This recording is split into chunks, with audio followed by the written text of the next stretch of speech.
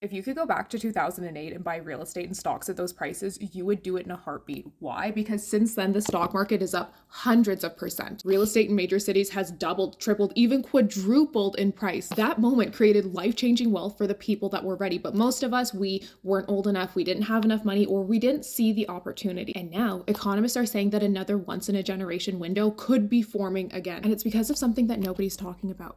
Private credit. Private credit used to be small, okay? About a decade ago, it was worth $1 trillion.